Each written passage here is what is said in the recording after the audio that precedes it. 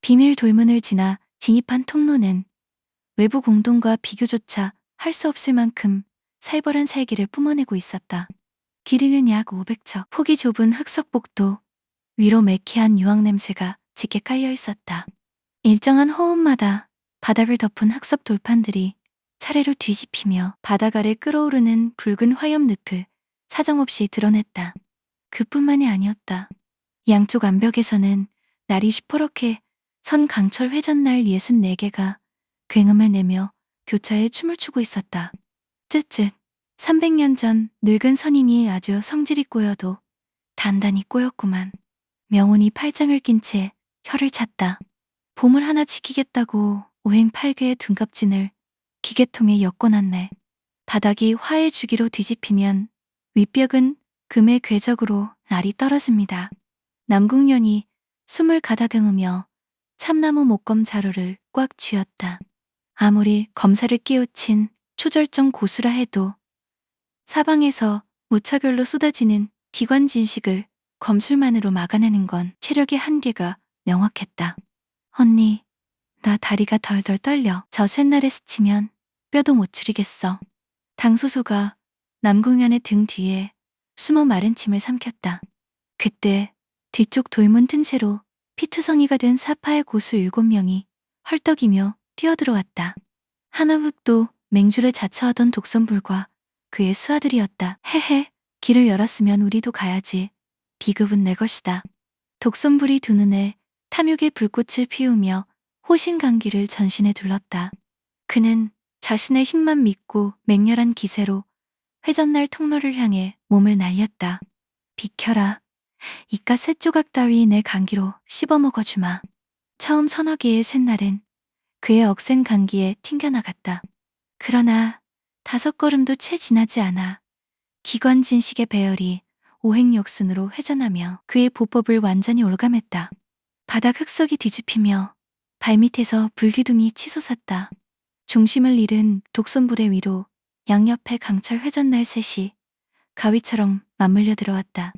호신강기가 휴지 조각처럼 찢겨나가며 독손불은 비명을 지르고 화염 늪 속으로 고꾸라졌다. 뒤따라 쇄도하던 수하들 역시 쇳날에 검이 부러진 채 통로 바닥을 뒹굴며 신음했다. 아이고, 힘자랑도 때와 장소를 가려야지. 저렇게 무식하게 돌진하면 뼈 부러지기 십상입니다. 명운이 뒷머리를 흑적이며 남궁년 쪽으로 고개를 돌렸다. 그의 얼굴에는 평소에 실없는 촌극 표정이 걸려 있었지만 눈동자 속에서는 64개의 회전날의 속도와 바닥 흑석에 뒤집히는 주기가 정밀한 톱니바퀴처럼 계산되고 있었다. 소저, 제 손 잡으십시오. 명운이 오른손을 내밀었다. 남궁년이 망설임 없이 그의 굳은 뼈마디가 도드라진 손을 잡았다. 명운의 체온과 함께 맑은 순리의 호흡이 손바닥을 타고 넘어와 그녀의 굳어있던 기혈을 편안하게 풀어주었다. 꼬마 아가씨는 소저 허리띠 꽉 잡고 절대 놓지 마십시오. 절대 안 놓을게. 명운이 발을 가볍게 구르며 턱으로 통로 앞을 가리켰다. 자, 산책 출발합니다. 셋 하면 왼발부터 디딥니다. 하나, 둘, 셋. 명운의 헐렁한 도포 자락이 미끄러지듯 통로 안쪽으로 쏘아져 들어갔다. 머리 위 세춘 위치로 시퍼런 회전날이 흉흉한 파고문을 가르며 스쳐 지나갔다. 당수수가 눈을 질끈 감고 소리를 지르려던 찰나 명운의 보법이 물결처럼 부드럽게 반청 옆으로 흘렀다. 기막힌 타이밍이었다. 날이 휩쓸고 지나간 바로 그 빈 허공으로 명운과 남궁년의 몸이 나비처럼 가볍게 통과했다. 이건 단순히 빠르기가 아니다. 기관 진식이 작동하기 전 공기의 미세한 흐름과 쇳덩이가 바람을 가르는 각도를 미리 읽어내고 정확한 빈틈만을 밟고 있어. 남궁년은 명운의 손에 이끌려 걸음을 옮기며 경탄을 금치 못했다. 바닥 흑석이 우두둑 소리를 내며 뒤집히기 시작했다. 발밑에서 시뻘건 유황화염이 혀를 널름거렸다. 아이고, 발밑이 참으로 따뜻합니다. 소저, 오른발 끝으로 3번째 흑석 모서리만 툭 밟으십시오. 명운의 경쾌한 대사와 함께 남궁년은 자연스럽게 검사의 호흡을 발끝에 실어 명운이 가리킨 지점을 가볍게 디뎠다. 그 모서리는 기관 진식에 하중이 쏠려 지렛대 원리로 가장 늦게 뒤집히는 사각지대였다. 그곳을 밟고 도약하자 세 사람은 하염을 발바닥을 한 뼘 아래 두고 여유롭게 다음 흙석 돌판 위로 안착했다. 사방에서 쇳날이 날아오고 바닥이 끓어오르는 지옥 같은 통로. 하지만 명운의 손을 잡고 춤을 추듯 미끄러지는 남궁연에게는 그 모든 살기가 한낮 시원한 강바람처럼 느껴졌다. 도사 오라버니, 왼쪽에서 날아와. 알고 있습니다. 고개 살짝 숙이십시오. 명운이 남궁연과 당소소의 어깨를 가볍게 누르며 몸을 틀었다. 해전날 두 개가 그들의 등 뒤에서 요란한 굉음을 내며 허공을 찍고 지나갔다. 뒤쪽에서 흑도맹주를 잃고 엎드려 있던 사파 무인들이 넋을 잃고 그 뒷모습을 바라보았다. 말도 안 돼. 해전날 틈새로 유람을 다니고 있어. 저 총구석 도사놈이 대체 정체가 뭐냐? 마지막 40척 통로를 앞두고 양옆의 벽면이 소리를 내며 한꺼번에 좁혀오기 시작했다. 남은 60개의 쇳날이 그물망처럼 얽히며 퇴로를 완벽하게 차단하는 절체절명의 기관 진식. 명운이 쥐고 있던 남궁연의 손목을 가볍게 당겨 품 안쪽으로 감싸 안았다. 소저, 호흡 3번만 참으십시오. 그의 소매 속에서 맑고 유연한 태극도기가 파문처럼 뻗어나갔다. 명운의 집신 끝이 바닥 흙석의 가장 정밀한 이음새, 지점을 지렛대 밟듯 툭 차냈다. 바닥을 튕기는 정교한 반동에 힘입어 일행의 몸이 중력을 잃은 깃털처럼 허공으로 솟구쳐 올랐다. 좁혀오던 쇳날들이 서로 맞부딪히며 요란한 불꽃을 튀기는 바로 그 0.1초의 틈새. 세 사람의 구릉문양 도포와 비단장포가 쇳날 위쪽 한 뼘 공간을 매끄럽게 가로지르며 통로 출구 바닥으로 사뿐히 내려앉았다. 먼지 한 톨 묻지 않은 완벽하고 가벼운 착지였다. 아이고, 산책 끝났습니다. 다들 발목은 무사하십니까? 명운이 잡고 있던 손을 놓으며 기지개를 켰다. 남궁년은 가쁜 숨을 고르며 상기된 뺨을 감췄다. 방금 전 명운의 따뜻한 품에 안겨 쇳날 폭풍을 뛰어넘을 때 느꼈던 심장의 두근거림이 여전히 단전까지 진동하고 있었다. 도사님의 정교한 보법 덕분에 머리카락 한 올 상하지 않았습니다. 와, 우리 살았다. 도사 오라버니 최고야. 당소소가 신이 나서 명운의 등짝에 매달렸다. 하지만 기쁨도 잠시 그들의 앞을 가로막고 있는 것은 통로 끝에 웅장하게 솟아있는 거대한 청석 석실에 굳게 닫힌 문이었다. 그리고 그 돌문 틈새로부터는 방금 전 기계 통로와는 비교할 수 없을 만큼 음습하고 무거운 마교의 흑철 살기가 조용히 흘러나오고 있었다. 명운의 눈길이 굳게 닫힌 성문 주망의 문양에 고정되었다. 살방살방 걷는 길은 여기까지인가 봅니다. 저 문 뒤에 진짜 골칫덩어리가 숨어있네. 통로 끝에 거대한 청석 돌문이 웅장한 진동음과 함께 열렸다. 안쪽은 사방이 매끄러운 흑철석으로 다듬어진 널찍한 석실이었다. 천장에는 야광주 몇 개가 빛을 잃고 깜빡여 으스스한 잿빛 그림자를 바닥에 떨어뜨리고 있었다. 명운 일행이 석실 안으로 발을 내디딘 바로 그 찰나였다. 뒤편의 무거운 돌문이 뼈를 으스러뜨릴 듯한 굉음을 내며 굳게 닫혀버렸다. 동시에 바닥 밑바닥을 흐르는 거대한 쇳덩이, 톱니바퀴들이 맞물리는 파열음이 석실 전체를 흔들었다. 도사 오라버니, 벽이 움직여. 당소소가 비명을 지르며 남궁년의 허리를 안았다. 녀석의 말대로였다. 가로 세로 30척에 달하던 넓은 석실의 좌우 암벽이 마치 거인의 두 손바닥이 먹이를 지니기듯 무서운 속도로 좁혀오기 시작한 것이다. 그뿐만이 아니었다. 천장 틈새에서는 팔뚝만한 금속 쐐기 수십 개가 아래를 향해 삐죽 솟아나며 조금씩 하강하고 있었다.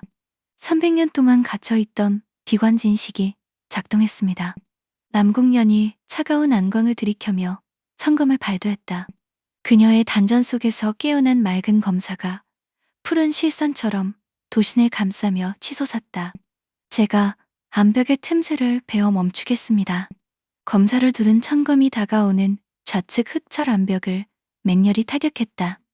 하지만 300년 전 벽수선인이 만년한 철을 배합해 재련한 암벽은 상상을 초월할 만큼 단단했다.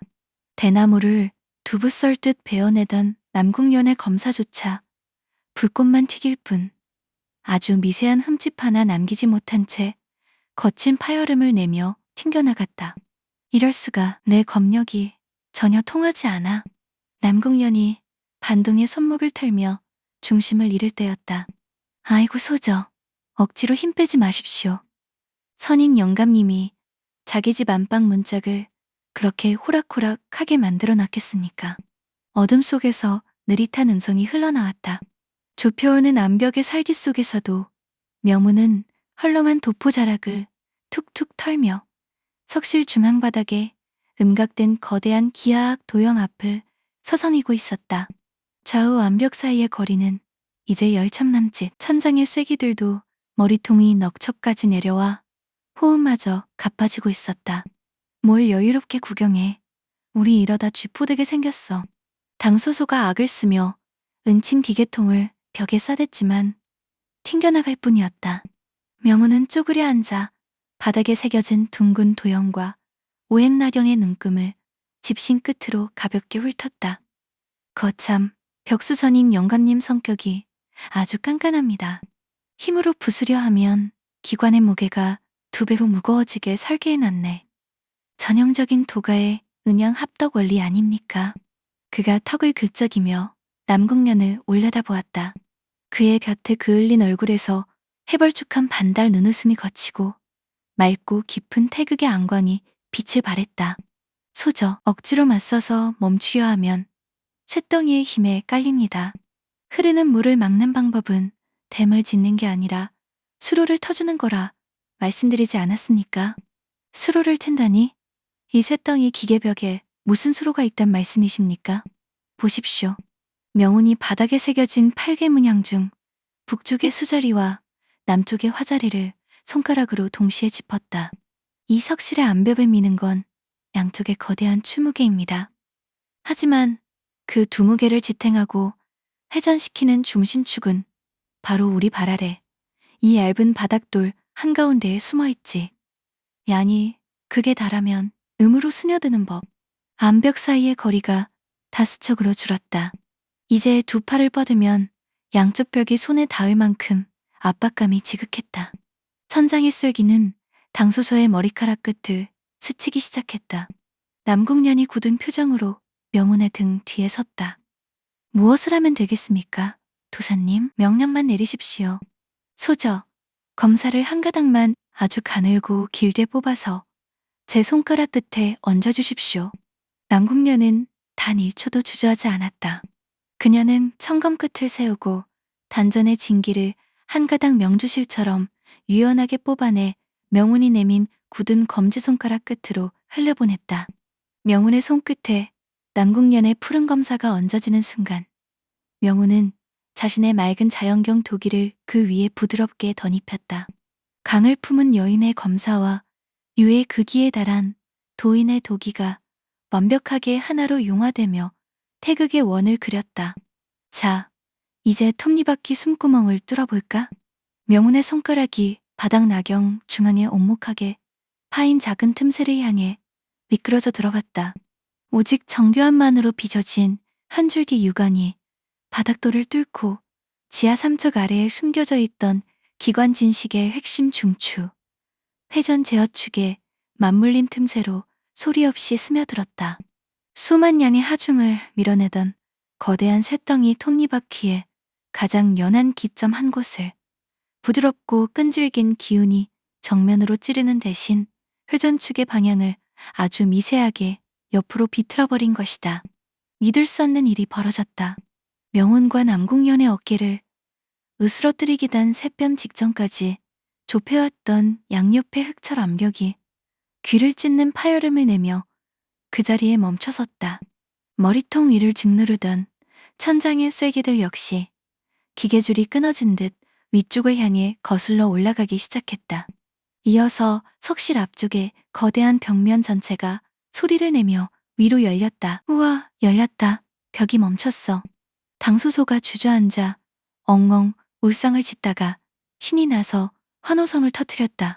남궁녀는 가쁜 숨을 내쉬며 청검을 거두었다. 이마에 맺힌 식은땀이 턱 끝으로 뚝 떨어졌지만 그녀의 눈동자는 경외감으로 눈부시게 빛나고 있었다. 단 30초. 300년 동안 무수한 고수들의 피를 삼켰을 고대 기관 진식을 오직 도의 이치와 단 한 번의 타격으로 멈춰 세우시다니. 남궁년이 명운을 향해 깊이 고개를 숙였다. 오늘도 도사님의 지혜에 큰 빚을 졌습니다. 아이고, 빚은 무슨. 소저가 칼실을 잘 뽑아주셔서 제가 바느질 좀 한 것뿐입니다. 명운이 털썩 엉덩이를 털고 일어서며 특유의 반달 눈웃음을 지었다.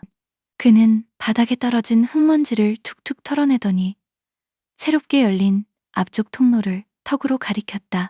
자, 안방문을 열었으니 이제 방 구경을 가시죠. 저 안쪽에서 누군가 아주 헐떡이며 아이는 소리를 내고 있네. 그의 말대로 새로 열린 통로 끝에서는 누군가 맹독에 당한 듯 거칠고 위태로운 호흡을 뱉어내는 기척이 들려오고 있었다. 세 사람의 발걸음이 다시금 고요하고 묵직하게 비경의 심장부를 향해 나아갔다. 밀실의 돌문이 열리고 진입한 곳은 비경의 축축한 지하수로와 연결된 천연 종류동이었다. 어두컴컴한 동굴 천장에서 떨어지는 물방울 소리 사이로 억눌린 고통의 신음이 거칠게 울려 퍼지고 있었다. 명운이 헐렁한 걸음으로 종루석 뒤편을 돌아서자 흙바닥에 쓰러져 피를 토하고 있는 한 청년의 모습이 드러났다. 누더기 장포를 입고 타구봉을 꽉 쥔 채 덜덜 떨고 있는 사내. 바로 개방의 후기지수이자 낙양 정보망의 책임자 홍계였다. 아이고, 이게 누구십니까? 우리 거지 형님 아니십니까? 명운이 호들갑을 떨며 다가가자 남궁년과 당소소도 깜짝 놀라 달려왔다. 홍계, 내가 왜 낙연에 있지 않고 이 숭산 비경까지 들어와 있는 거냐? 당소소가 쪼그려 앉아 홍계의 상태를 살피더니 사색이 되었다. 언니, 오라버니, 큰일 났어. 얼굴이 완전 시퍼렇게 질렸잖아. 이거 일반 독이 아니야. 마교비전에 극은 맹독, 칠체빙 담독에 당했어. 홍계의 입술은 얼음장처럼 파랗게 얼어붙어 있었고 그의 흉부에는 흙도 암기에 찔린 자국 주변으로 까만 도끼가 거미줄처럼 번져나가고 있었다. 혈맥을 얼리고 신맥을 정지시키는 지독한 마독이었다. 헤헤헤, 도사 형님. 홍계가 희미하게 눈을 뜨며 떨리는 손으로 타구봉을 내밀었다. 낙양에서 형님과 헤어지고 쥐새끼들 꼬리를 밟았습니다. 놈들이 숭산비경 안쪽으로 몰래 숨어드는 걸 보고 정보 훔치러 쫓아왔다가 그만 놈들의 매복에 홍계가 검붉은 독혈을 왈칵 쏟아냈다. 숨이 턱 끝까지 차올라 신맥이 끊어지기 직전이었다. 거참, 거지 양반이 돈도 안 되는 일에 목숨을 거셨구만. 명운이 장난기 가득하던 어조를 싹 지우고 차분하게 가라앉은 표정으로 홍계의 뒤쪽에 틀어앉았다. 꼬마 아가씨, 백초가루 가지고 있습니까? 응혁이.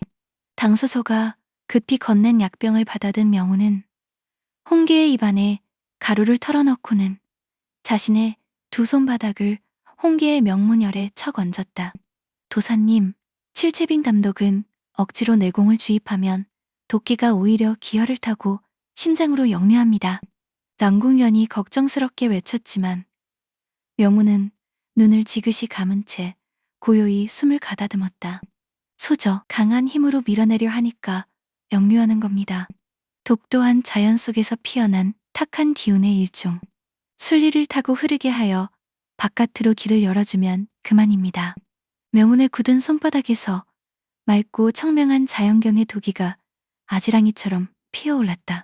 그것은 얼음을 깨부수는 불의 기운이 아니었다.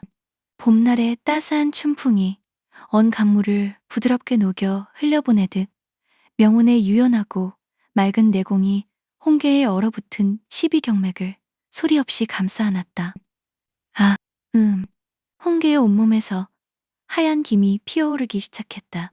명운의 도기가 기혈을 한 바퀴 회전할 때마다 뼈를 깎는 고통을 주던 칠채빈 감독의 도끼가 태극의 소용돌이에 휩쓸려 홍계의 호흡을 타고 밖으로 스며 나왔다.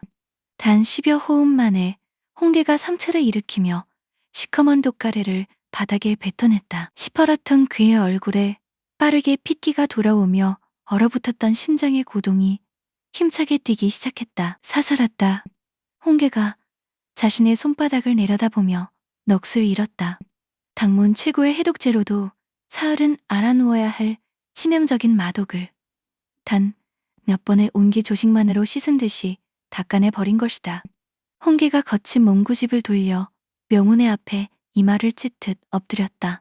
형님, 아니 도사신선님, 이 홍계의 더러운 목숨을 2번이나 살려주셨습니다. 내 죽는 한이 있어도 이 은혜는 뼈를 갈아서 갚겠습니다. 아이고 됐습니다. 뼈 갈아서 뭐 했습니까? 나중에 낙양 가면 왕만두나 10통 사주십시오. 명운이 헐렁한 손길로 홍계의 어깨를 툭툭 쳐 일일으켜 세웠다. 홍계는 눈물 고인 눈을 쓱쓱 닦아내더니 주위를 살피고는 극도로 진지한 목소리로 입을 열었다. 도사형님, 남궁소저, 지금 이 비경 안쪽이 아주 가관입니다.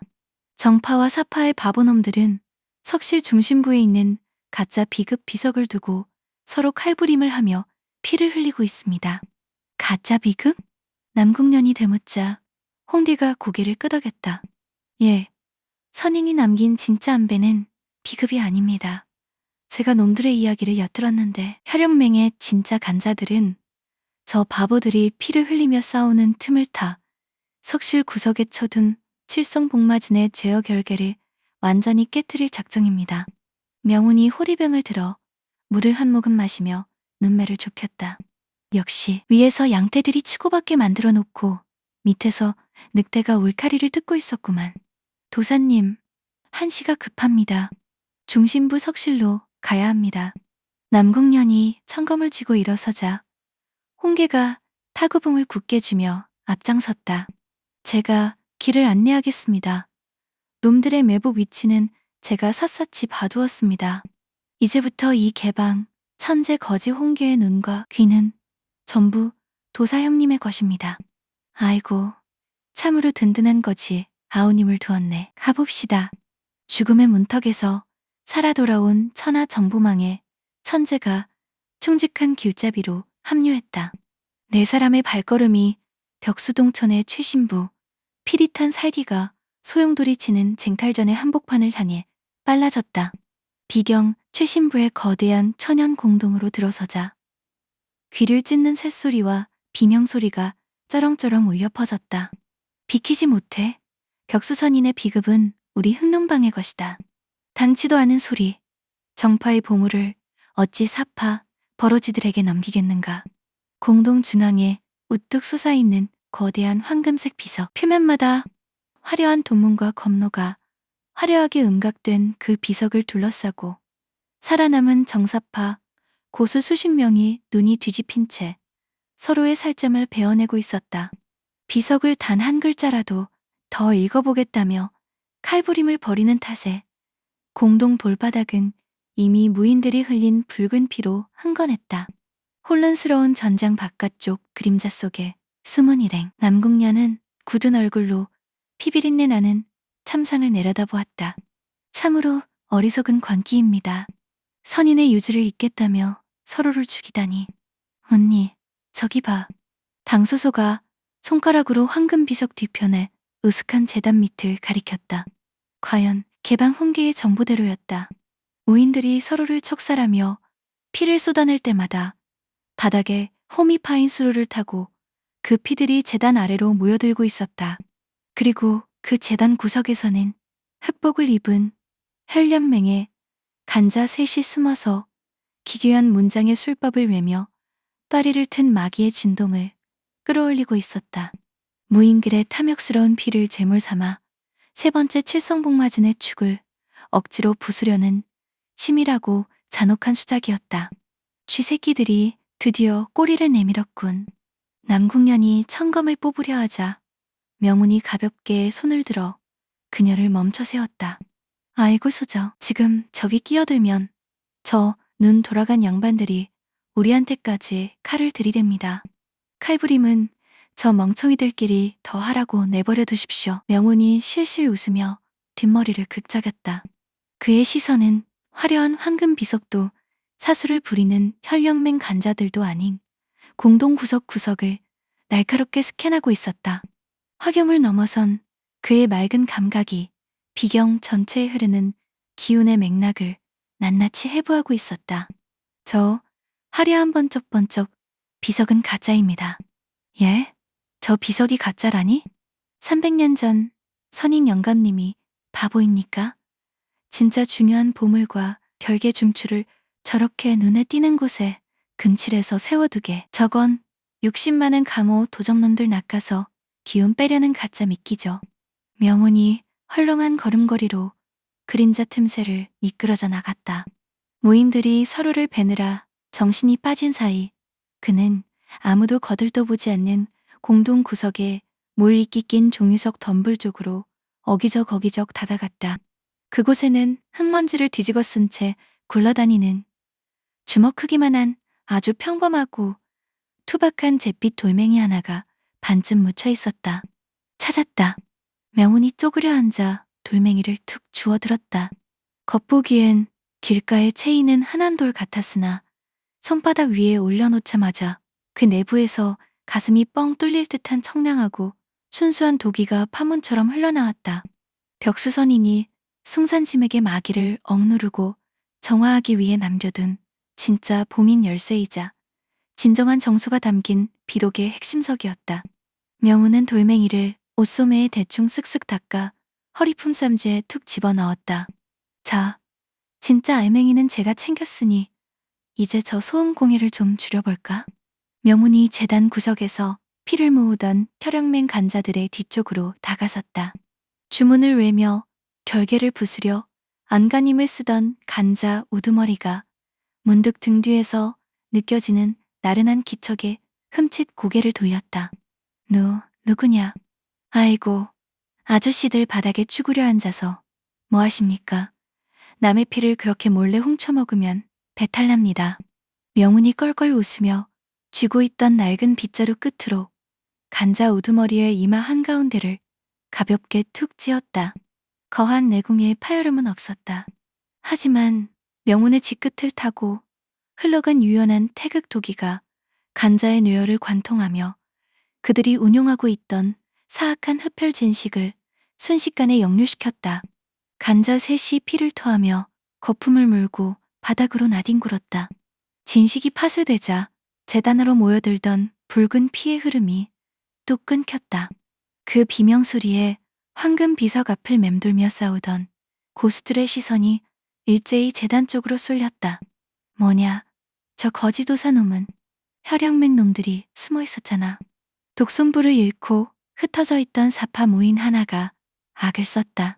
저 도사놈이 비석 밑에서 뭔가 훔쳐 품에 넣었다. 저놈이 진짜 보물을 챙긴 거다.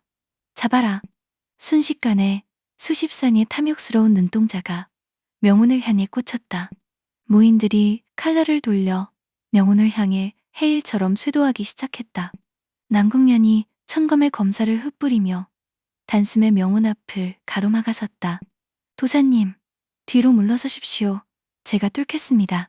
아이고 소저, 굳이 땀 흘리면서 배실 필요 없습니다. 명운이 주머니에서 방금 주운 잿빛 돌멩이를 꺼내 손가락 위에서 굴리며 싱긋 웃었다. 저 양반들이 지금 가짜 비급에 취해서 내공이 아주 뒤죽박죽입니다. 소저, 제가 이 돌멩이에 적힌 글자를 몇 개 읊어드릴 테니 귀 열고 그대로 칼을 뻗어보십시오. 진짜 보민 열쇠이자 벽수선인의 비전이 담긴 돌멩이. 천하 고수들의 칼날이 사방에서 좁혀오는 사지의 한복판에서 명운이 전하는 진짜 선인의 검결이 남궁년을 향해 고요하게 열리기 시작했다. 잡아라. 저 거지도사 놈 품에 든 돌멩이가 진짜 비록이다. 황금 비석 앞에서 칼부림을 벌이던 무인들이 혈안이 되어 쇄도했다. 사파의 난임뿐 아니라 탐욕에 눈이 먼 정파의 중소문파 무인들까지 칼날을 벼리며 좁혀오자 넓은 천연 공동은 순식간에 살기의 소용돌이로 변했다. 남궁녀는 숨을 들이키며 청감을 앞세웠다. 푸른 실선 형태의 검사가 도신 위에서 매끄럽게 흐르기 시작했다. 도사님, 제가 전방을 털어낼 테니 홍계와 소저를 데리고 뒤편 수로로 피하십시오. 에이, 우리 소저께서 또 혼자 칼 쥐고 폼 잡으시네. 명운이 뒤에서 남궁년의 어깨를 손가락 끝으로 가볍게 툭 쳤다. 손가락에 쥐고 있던 투박한 잿빛 돌멩이를 만지작거리며 그가 특유의 높은 톤으로 낭랑하게 입을 열었다. 소저, 저 돌바닥에 박힌 번쩍거리는 비석 글귀 보셨습니까? 저 멍청한 양반들이 방금 저걸 보면서 내공을 끌어올렸거든. 가짜 믿기에 제대로 낚인 겁니다. 과연 명운의 말이 끝나기가 무섭게 앞장서서 달려들던 사파 고수 둘이 갑자기 눈동자를 희번덕거리며 제자리에서 비틀거렸다. 갑자기 단단히 끓어오른다. 내 기혈이 거꾸로 솟고 있어. 황금 비석에 새겨져 있던 문양과 구결은 애초부터 무인들의 십이경맥을 교묘하게 꼬아놓도록 설계된 사술기진이었다. 욕심에 눈이 멀어 비석을 훔쳐보며 운기조식을 시도했던 무인들이 내공을 격렬하게 부딪히자마자 체내에서 기혈이 충돌하는 주와 인마가 터져나온 것이다. 피를 토하며 쓰러지는 무인들을 넘어 아직 비석을 보지 않아 멀쩡한 10여 명의 고수가 남궁년을 향해 도검을 내리쳤다. 명운이 돌멩이 표면에 새겨진 미세한 홈을 손끝으로 훑으며 나른하게 속삭였다. 소저, 지금부터 제 목소리에 귀를 열고 칼끝을 맡기십시오. 선인 영감님이 남긴 진짜 검결을 읊어드립니다. 남궁년은 마음속의 잡념을 비우고 명운의 호흡에 오롯이 감각을 집중했다. 물이 흐르다 막히면 넘치고 깎아지른 절벽을 만나면 안개가 된다. 명운의 목소리가 맑은 물방울처럼 남궁년의 귓가에 안착했다. 물이 막히면 넘치고 절벽을 만나면 안개가 된다. 남궁년의 뇌리에 번개 같은 깨달음이 스쳐 지나갔다. 지금까지 자신이 깨우친 검사는 빳빳한 검기를 실처럼 가늘고 유연하게 뽑아내는데 그쳐 있었다. 하지만 진정한 유연함이란 형체에 갇히는 것이 아니었다. 실선조차 넘어서서 적의 칼날이라는 절벽에 부딪히는 순간 텅 빈 안개처럼 흩어졌다. 다시 뭉치는 경지. 그녀의 손목이 명운이 읊어준 순리의 박자에 맞춰 부드럽게 돌아갔다. 앞에서 찌르고 들어오는 도검 8자루를 맞이한 남궁년의 청검이 묘한 춤사위를 그렸다. 검과 검이 부딪히는 투박한 파열음이 사라졌다. 상대의 무거운 칼끝이 닿는 찰나 도신을 감싸고 있던 푸른 검사 실선이 하얀 안개처럼 흩어지며 적들의 강한 내력을 공기줌으로 완벽히 흘려보냈다. 이게 무슨 조화냐? 칼이 허공을 베고 있어. 적들이 중심을 잃고 앞으로 쏠리는 그 순간 지금입니다. 소저. 흩어진 안개를 한 곳으로 모아 벼리십시오. 명운의 쾌활한 외침이 떨어졌다. 남궁년의 맑은 눈동자에 서늘한 빛이 감돌았다. 안개처럼 흩어졌던 푸른 기운이 청검 끝 한 점으로 무서운 속도로 응축되기 시작했다. 얇은 실선이던 검사가 순식간에 두께를 더하며 새촌 길이에 달하는 시퍼런 빛의 칼날로 도신 위에 더 씌워졌다. 절정의 벽을 완전히 부수고 초절정의 경지에 들어선 무인만이 뿜어낼 수 있다는 궁극의 무의. 바로 진정한 검강의 각성이었다. 공기가 잘려나가는 맑고 청명한 검음이 동굴 공동을 흔들었다. 남궁년이 손목을 가볍게 수평으로 그었다. 화려한 기교도 없는 간결하고 유연한 가로배기 한 번. 끝에서 뿜어져 나온 푸른 검강이 봄바람처럼 매끄럽게 전방 30척 공간을 훑고 지나갔다. 쇳소리조차 울리지 않았다. 덤벼들던 10여 명 고수의 손에 들려있던 강철 도검들이 두부 잘리듯 일제히 반토막이 나 바닥으로 떨어졌다. 이어서 쇄도하던 무인들의 가슴팍을 부드러운 바람에 충격파가 때리며 그들을 열척 뒤로 굴려버렸다. 불필요한 살생 없이 오직 완벽한 궤적의 힘만으로 상대를 제압해버린 것이다. 공동 내부에 거짓말 같은 정적이 내려앉았다. 부서진 칼자루를 쥔 채 바닥에 주저앉은 무인들은 공포에 질려 입을 다물지 못했다.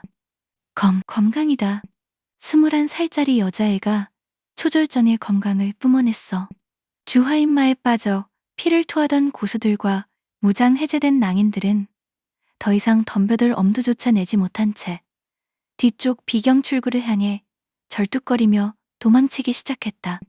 욕심을 부리다가는 목숨조차 건질 수 없음을 본능적으로 깨달은 것이다. 비어가는 공동 한가운데서 남궁녀는 검 끝에서 맑게 파동치다 서서히 흩어지는 푸른 검감을 내려다보았다. 이전까지 자신의 검이 차갑고 날카로운 얼음 덩어리였다면 지금 도신을 맴도는 기운은 살기를 완전히 벗어던진 청명한 춘풍 그 자체였다. 몸 안의 십이경맥은 티끌 하나 없이 맑았고 호흡은 한없이 가벼웠다. 이것이 초절전의 세계인가? 도사님의 가르침이 아니었다면 내 평생 도달하지 못했을 아득한 언덕이다. 남궁년이 검을 거두고 명운을 향해 돌아섰다. 그녀의 눈가에 깊은 고마움과 설렘이 번졌다. 당신 덕분에 남궁의 검이 또 한 번 낡은 껍질을 벗었습니다. 도사님. 전 돌멩이 보고 글자 몇 개 읽어드린 게 전부라니까. 소저의 재능이 하늘을 찌르니 스스로 벽을 깨신 겁니다. 명운이 손바닥 위에서 돌멩이를 위아래로 던져받으며 실실 웃었다. 그 모습 뒤편으로 황금 비석에 걸려있던 가짜 기진의 불빛이 완전히 꺼지며 비경 전체에 평화로운 고요가 찾아왔다. 당소소와 홍기가 헐떡이며 두 사람 곁으로 달려왔다. 와, 언니 진짜 멋있어. 칼에서 파란 불빛이 슝 하고 나가더니 악당들 칼이 다 똑부러졌어. 홍기 역시 감탄을 금치 못하며 고개를 젓고 말했다. 천하제일권 가문의 명성이 허언이 아니었군. 하지만 도사 형님, 쥐새끼들 간자가 쓰러지기 전에 지아줌에게 결계를 일부 건드려 놓았습니다. 비경 바닥이 심상치 않게 흔들리고 있습니다. 홍기의 말처럼 아래쪽 짐의 깊은 곳에서 아주 묵직한 진동음이 웅웅거리며 기어 올라오고 있었다. 명우는 품속으로 진짜 봉인 열쇠 돌멩이를 챙겨 넣으며 맑은 눈빛으로 동굴 안쪽 천장을 올려다보았다.